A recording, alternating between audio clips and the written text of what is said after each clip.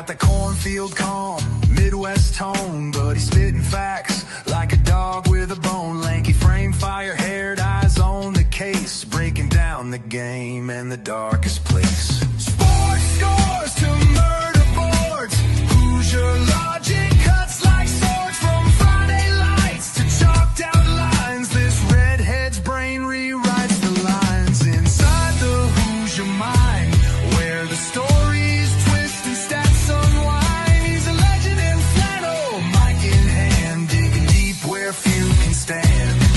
From touchdowns to crime scenes raw, he's got the truth in every draw.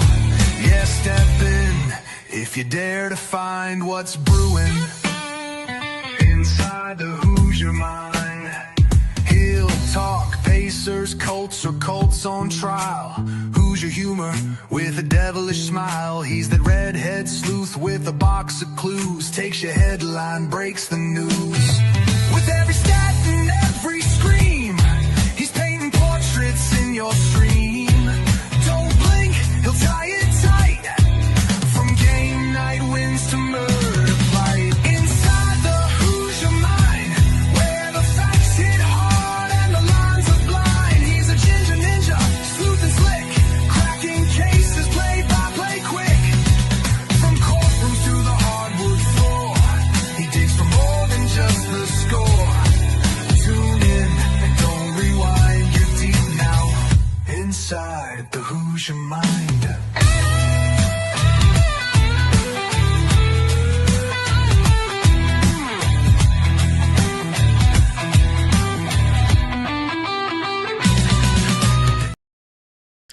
All right, what's up, everyone? Welcome into Inside the Hoosier Mind, brought to you by Military Broadcast Radio and Gunfighter Beard Co. that helps great beards like my own, if you think I have a great beard anyway.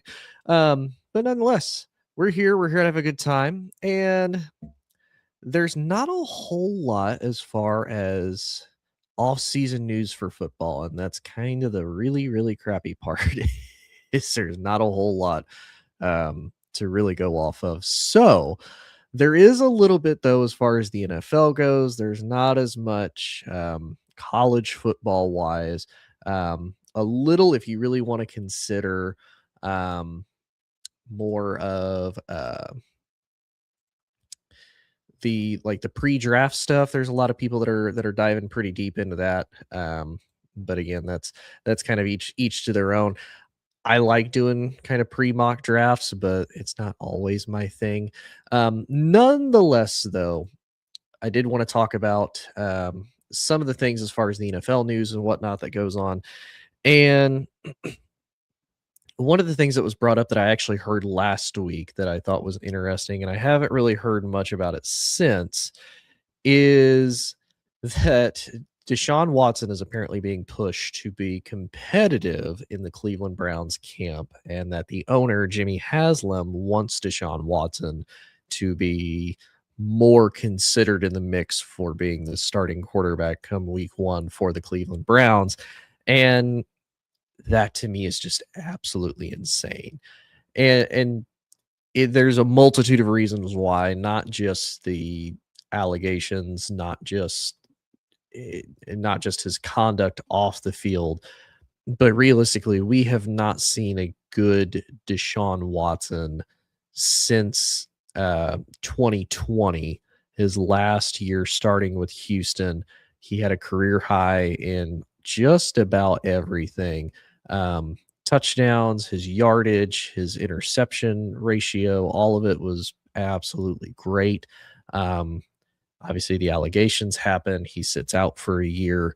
Then he comes to Cleveland in 2022. It's like, okay, maybe it's a little bit of Deshaun. You know, he only gets about 6 games in that. He goes 500 as a record. And okay, you know, maybe he'll get some rust knocked off. Then he continues on for Cleveland the following year. Not great. I mean, actually, it was pretty decent as far as their record and his statistics go. But overall, you know, we have not really seen Deshaun be the quarterback we thought he would be from 2018 to 2020. We just haven't seen that since being with Cleveland because of the injuries. And honestly, just everything that goes into being a franchise quarterback, he has just not met what a lot of people would consider the standard for that. And the fact that there's rumblings and there's arguments that Jimmy Haslam wants him to be the quarterback is absolutely insane to me. So I decided let's kind of look at all three of their quarterbacks that they at least have on their roster currently as it stands, barring any potential drafts, barring any potential free agency signings, anything like that.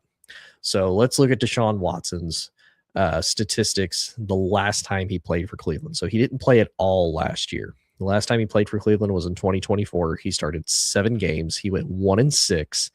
He had about 63% completion percentage, just under 1,200 yards, 5 touchdowns, 3 picks. Wasn't really much of a runner during that time either. So what little bit he did start for Cleveland in 2024, not great. If you go back the previous year in 2023, he started 6 games for him. He went 5-1. That's his best stretch with Cleveland so far. Little over 1,100 yards, 7 touchdowns, 4 picks. And then his first year with Cleveland, again, only starting the last 6 games, 7 touchdowns, 5 picks, went 3-3. So overall with Cleveland so far, he's right at 500 or just under 500 of being right at 9-10. So that right there, not a great start. And the fact that they gave up 3 first-round picks for him to get him is absolutely crazy. The other thing that really kind of throws me off with this is they drafted 2 kids last year from Oregon with Dillon Gabriel and Shadeur Sanders out of Colorado. Gabriel, I really liked coming out of college. I really liked him at Oregon. I watched him at Oklahoma. I watched him at UCF. And then I watched him at Oregon. And I thought he did well. I thought he really came back from injury. I thought Oklahoma was kind of that first stepping stone for him of, all right, let's see what he's got. He did great with Oklahoma. And then Oklahoma decided that they wanted to move on to another direction. And so he said, okay, let me go to Oregon. Let me see if I can continue my talents and continue to elevate and see if I can go get a national championship. Let me go to a team that almost always has great weapons, can recruit well, does great in college football, especially within the last 10 to 15 years. Oregon has been pretty good. Let's see what they've got. And does great with them, wins the Big Ten championship. Does great, and they get bounced in the first round to the eventual national champions, Ohio State. So realistically, he had a great pedigree coming out of college into the NFL. Goes 3rd round to Cleveland, 94th overall pick. And what little bit he's gotten to play and start has not exactly been great. And I would really argue this for any young quarterback that comes into what I would consider a dumpster fire situation like Cleveland of we're going to throw him to the fire. We're going to see what happens. And honestly, kid, just good luck. And for Gabriel, that's not really his fault. They don't really have a lot of weapons. They don't have a lot of stuff for him to work with. And it's just, hey, we don't really have anything else to lose. Let's just see what we've gotten you. So he played 10 games. He started 6 of them. He went 1-5 as a starter for Cleveland. And he completed about 59.5% of his passes, threw for 900 yards, a little over 900 yards, 7 touchdowns, 2 picks. So pretty decent touchdown to pick ratio, and was sacked 19 times before he did eventually end up getting injured. And then Shadeur Sanders took over. And Shadeur, a little bit better if you want to consider the wins and his style of play. Dillon, I would consider more of your traditional passer, whereas Shadeur, you have a better chance of being more athletic, having more dynamic plays. Shadeur is going to take more risks. He's going to take bigger shots down the field. And for the most part, if you look at, again, what small sample size we have of him, Shadeur played 8 games. He started 7 because he basically started the second half of the season. He went 3-4 as a starter, 1,400 yards, 7 touchdowns, 10 interceptions. So not exactly great touchdown interception ratio, but it was kind of the same thing. You saw Shadeur really take a lot more shots. You saw him, really try to push the ball more down the field, give Cleveland a lot more big dynamic plays. it's just crazy that there's even a small consideration for Deshaun being the starter when you look at his sample size for the last 3 years. He's 9-10. He's thrown about little over 3,000 yards, 19 touchdowns, and 12 picks as Cleveland starter for the last 3 years, as compared to his first 4 with Houston. He was 28-25, threw for over 14,000 yards, 104 touchdowns, and 36 picks, as compared to the 2 kids that you spent 2 draft picks on, albeit they weren't high draft picks. They're still draft picks. Realistically, if you look at the 3rd round draft pick, those are typically guys that may get the chance to start. It just kind of depends what the situation is, what you're looking like as far as depth goes. Those are guys you typically, hey, you have a really good chance of being a starter in this league, or you have a really good chance of being able to be a star at one point if you really put your head down and grind. So it's crazy to me that Deshaun is the potential favorite. I'm going to be honest. This would be the most Cleveland Browns thing to do, to have Deshaun come back. And I know a lot of people may argue this, and I know even Cleveland would probably argue it, but they've paid him all this money. That's a Cleveland problem. They're the ones that decided to do that. They're the ones that decided to go all in on him. They're the ones that decided we're not only going to pay you, but I also heard something interesting with this before this whole entire trade went down, that apparently there was a multitude of teams that really wanted Deshaun Watson. And apparently 3 of them were the three NFC South teams, and the Panthers, the Atlanta Falcons, and the Saints. And Cleveland Browns weren't even on his radar, but those were some of the names of the teams that really, really wanted him. And realistically, he did have connections to almost all of them, with the exception of New Orleans. He didn't really have a connection to them as much, but coming out of the shadow of Drew Brees, the team still ran really well. You still had Sean Payton. There's still a lot of upside there in New Orleans. If he decides to come over to there, he could step into a really good situation. Now, albeit the cap is absolute hell, and I think a lot of Saint fans definitely know that, there is still a lot of better potential than going to Atlanta or going to Carolina. So then eventually it gets narrowed down. He wants either Atlanta or he wants New Orleans. He wants Atlanta because he's from Georgia. It'd be his hometown team. He'd still be really close to a lot of the Clemson fans. He'd be close to his family again. And obviously the Saints, it would be probably the best situation out of all 4 spots if he decided to go there. Cleveland decides, you know what? We think this is the guy. We think we have just enough talent right now. We're in a win now mode after to me, Cleveland did Baker really dirty. Like the guy wins you a playoff game. They had an electric offense that 2020 season. Deshaun's last season in Houston, they were absolutely electric. You know, they were winning big games. They win their first playoff game for the first time in like 20 years. And the next year following that, Baker gets hurt. He still continues to try to play like any other good quarterback, any other franchise quarterback is going to do, because they know the ship is going to quickly sink, and then they're going to go back to being Cleveland if they don't rectify this and if they don't do it right now. So Baker tries, they end up missing the playoffs. He's hurt. The relationship is completely fractured at that point because Cleveland is just absolutely throwing him under the bus. And to me, Baker didn't deserve that. Baker didn't deserve any of that. So now Cleveland realizes we have to go get a quarterback. And when they realize Deshaun doesn't even have Cleveland on his radar, that's when they decide, okay, here's what we'll do. Houston, we will give you a boatload of picks. Deshaun, we will sign you to a massive contract. We'll guarantee all your money if you decide to come here. And from the reports, everything that came out, the other teams were like, no, we're not even going to try to match that. Out of the teams, now looking into the future after the last couple of years of them doing it, I could see Atlanta maybe trying to make that deal of let's try to give him all the guaranteed money, especially with how the whole Kirk Cousins situation ended up. Still don't understand that. Maybe they try that route. New Orleans, New Orleans has been in too big of a cap hell for way too long. They were not going to have the money to be able to pay him all that guaranteed money, continue to pay the roster that they had, and even continue to pay Drew Brees long into his retirement. And and so New Orleans probably going to be out. So Cleveland literally throws everything at them. And I guarantee if week one starts and Deshaun Watson is the starter, that's going to be some type of argument that people make. Well, they're paying him all this money. You're paying him all that money regardless, whether he starts or he doesn't. If I'm a general manager, if I'm looking at this realistically, why even entertain the thought of Deshaun? Like, and I get for Andrew Berry, who's the general manager of Cleveland, this is probably your last year. This is probably your very last shot.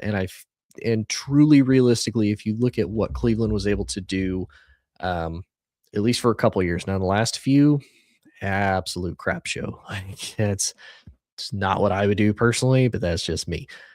Absolute crapshoot of the last couple of years, but you at least brought Cleveland back up for a little bit. They did well into the playoffs. I think eventually Barry ran into just the conflicting issue of you have an overbearing owner that wants to make decisions. And honestly, too, as a general manager, you may not make the greatest decisions, like, fracturing the relationship with Baker. Like, yeah, don't throw your quarterback publicly under the bus. Like that's just me. Like, if there's an issue, you need to try to solve it in house. If not, trade him. Get some type of draft capital back. Don't just like I know they traded him to Carolina and they got a little bit for him because again, Carolina's taking more of the risk of, well, let's see what he's got. Let's see what his injuries got. Looks like, we're not going anywhere, but we'll still take him just to see what happens. Maybe he can make magic happen here like he did in Cleveland. So it's not really Baker's fault. But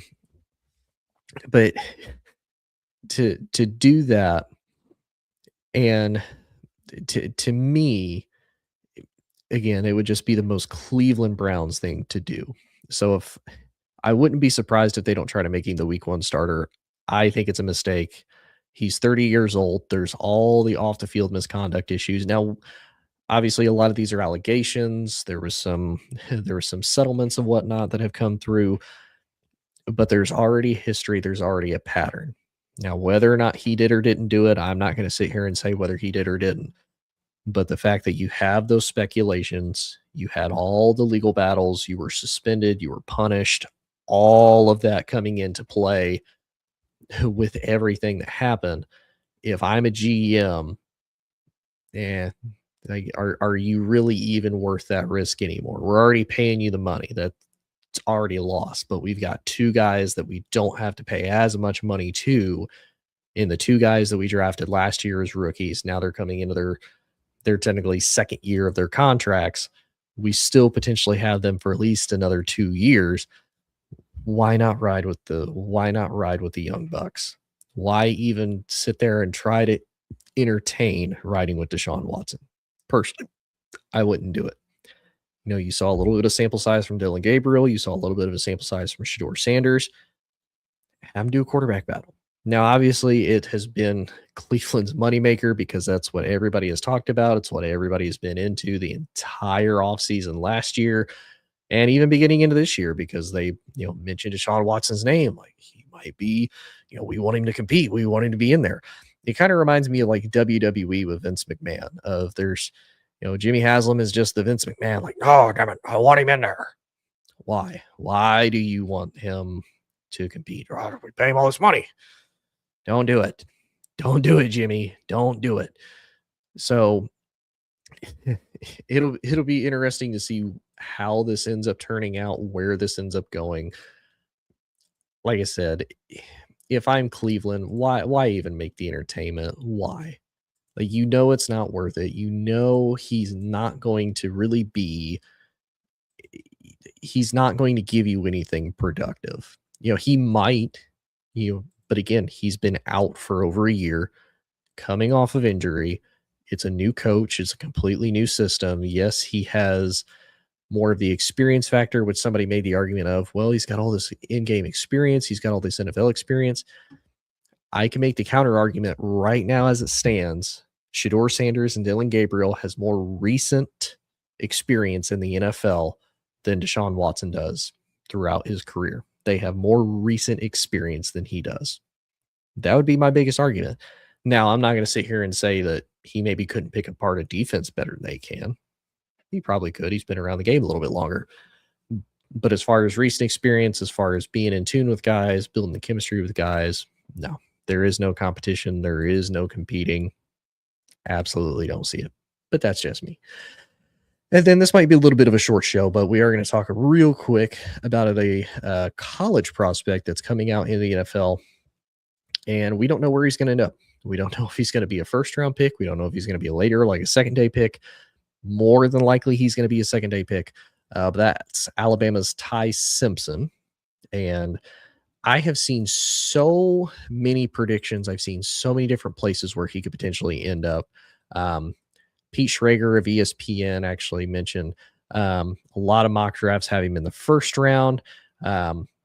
According to Pete Schrager, he has him actually leaving about the second or third round, depending on who some of the teams are. Now, one thing we maybe could see is a team trading back up into the first, maybe in the later rounds, to potentially get him, just so that way they have the fifth-year option under their belt if they decide that he's going to be their guy. And that could really be anybody. It could be anybody from the Jets. It could be anybody from the Cardinals. There's a multitude of teams that are kind of currently sitting there in need of a quarterback. Honestly, I could maybe even make the argument that maybe we see Miami make that. Obviously, they paid Malik Willis all this money. I think Malik Willis is going to be their guy. He's young enough. I think Malik Willis has definitely earned his shot to at least try to be a franchise quarterback again. One of the other teams I've seen a lot say that they might spend a first-round pick on him is Pittsburgh. And to me, I don't think he's first-round talent worthy. But that's just me. I don't see Ty Simpson as first-round talent coming into the draft. And realistically, I don't even see it for a team like Pittsburgh, who is a little bit more well-ran. He would be coming in with as much as a lot of people would probably argue and not be as big a fan, he's coming into Mike McCarthy, who, while I'm not going to sit here and say Mike McCarthy is the reason Rodgers was successful, he definitely had a hand in it. But I'm not going to sit here and say that he would be in the best situation if he was going to Pittsburgh. Joy! I appreciate you turning in, Joy. How are you? I've missed you. I always feel bad because I'm like, I hope Joey tunes in. I know I don't always post this like super scheduled early because I'll be honest, some of the times I'm creating this just before the show starts because I'm also trying to think of what I want to talk about, especially in the off season. But I appreciate you being here, Joy. But with Ty Simpson to Pittsburgh, that might be his best situation. That might be his best spot out of all the teams that might potentially go after him. If I'm Pittsburgh, do you really want to spend a first-round pick on him when you have so many other needs that have to be addressed? You've got the offensive line that's going to need to be addressed. Running back wise is a little bit of a question mark. Yes, you have DK Metcalf, but do you want to get another wide receiver to pair with him? And then after that, your biggest need is quarterback. Now, a lot of people might argue, well, they have first-round pick. Why don't they spend it on a quarterback? How many times have we seen teams spend a first-round pick on a quarterback and it not end up working out well for them? I.e. the Jets, Zach Wilson, i.e. the 49ers, Trey Lance. Like, just because you spend a first-round pick on them does not necessarily mean they're going to turn out and pan out well for you and your team as a whole. So I personally would not recommend it if it was me. I know it's a glaring need. And this will probably be talked about for many, many more months, probably even on this show, as much as I hate to admit it, of is Rodgers going to retire? Is he not? Is he going to stay? Is he going to go? Everything that ties in with that. So for me, if I'm Pittsburgh, do not spend the first-round pick on him. Don't do it. I don't care if he's young. I don't care if there's a lot of upside. If I'm Pittsburgh, you have so many other needs that can be addressed. And I would make the argument too. You've got one of two things that could potentially happen. You could either make the trade for somebody, just see what you get. Um, Eventually, there's going to be somebody that walks away from their quarterback that's probably going to be a bit of a surprise. Now, who that is exactly, we don't know. It could be one of those. Maybe next year Dallas gives up on Dak, and he's like, okay, well, we're going to go ahead and get rid of you, Dak. We're going to trade you to Pittsburgh. You will go back with Mike McCarthy. And again, maybe you try to kick the tires with another old quarterback as kind of a transitional thing. Um, maybe you try to go after somebody like Daniel Jones. Maybe there is a little bit of a career revival for a quarterback that goes somewhere else of like Malik Willis of, okay, let's see what we got. Let's see what can happen. I think one name that, again, I'm not going to sit here and say that it would for sure work. I don't even know how well this would. This is just one that popped into my head randomly. I kind of wonder what would Carson Wentz look like on the Steelers, even if it's just as a bridge quarterback, right? I'm not gonna sit here and say Carson is the franchise guy. I'm not gonna sit here and say he's the solution by no stretch of the imagination. He's been in the league 10 years, he's bounced around a lot, he's been hurt quite a lot. Not gonna say that he would be the savior of Pittsburgh by no stretch of the imagination. But he is a bit younger than what some of the other guys would be. Maybe he's the bridge. He looked good for Minnesota. Maybe he could be the bridge for Pittsburgh too. Now, obviously, they also have Will Howard from Ohio State, who was on the roster last year. He just didn't get to play, partly due to injury. They still have Mason Rudolph, who I know Mason Rudolph got the opportunity to start the year before with the Titans, but again, not exactly set up in the greatest situations for that. Like, do you really think that that's gonna do much or help anything? Probably not. Um, so I do think that there are other opportunities for Pittsburgh, whether it be in free agency, and who knows, maybe if you're Pittsburgh, you know, e- even if Mike McCarthy's first season is bad, even if he has the first losing season for Pittsburgh in years, following following after Mike Tomlin, who never had a losing season as the head coach, even if they do, that could potentially put you in a really good spot for another decent quarterback in a significantly better draft class next year. And that's the thing I think people need to realize that is kind of hard sometimes as fans. And I think fan bases who they know what it's like to suffer for a really long time. Pittsburgh definitely knows its struggles as far as, they don't make it out of the first round of the playoffs. They don't really go very far. The quarterback situation has been a problem ever since Ben Roethlisberger. Kenny Pickett obviously wasn't the guy.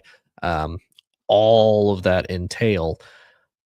I think truly for some of these franchises, yeah, you're going to have a couple rough years, but if you can get to that point, build up the roster, build up the youth, build up everything, and then you get that guy, it's going to make a whirlwind of difference. And truly, next year, potentially with some of the guys that are going to be coming out, you're going to have somebody.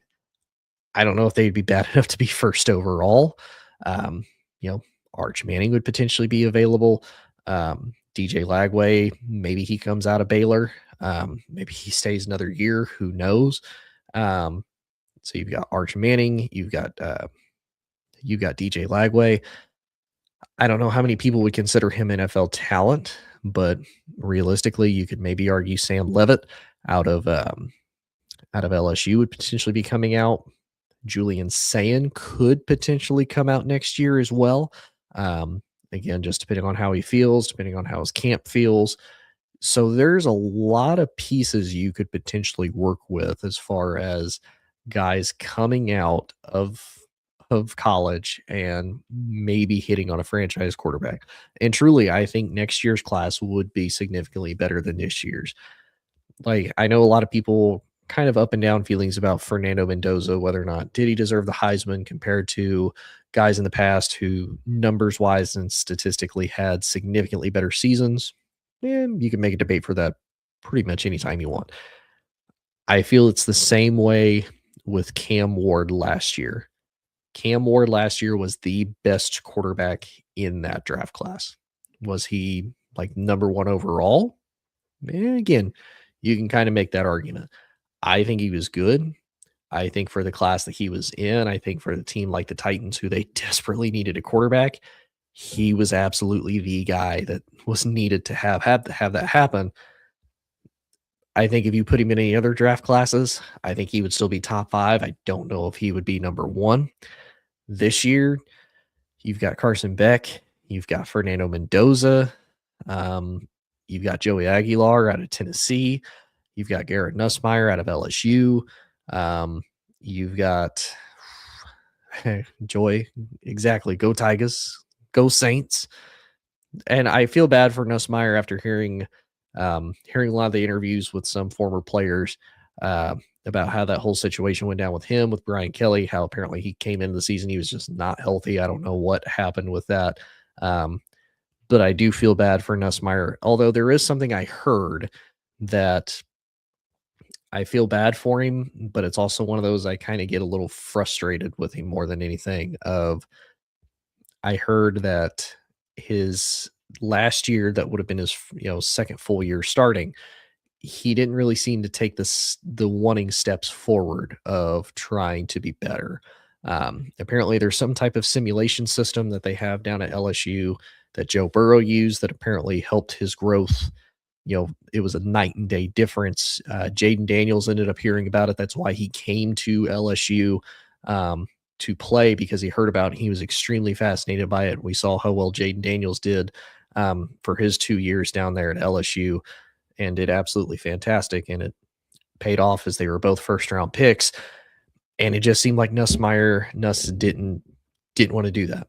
I don't know why. I don't know. Maybe felt it didn't work. I don't know if he just didn't have the motivation. I don't know. I'm not going to sit here and speculate, but it's really hard for me to feel bad if that is the case. It's like, dude, the formula's there. Like, whatever that is seems to work. And maybe it just didn't work for him if he did try it.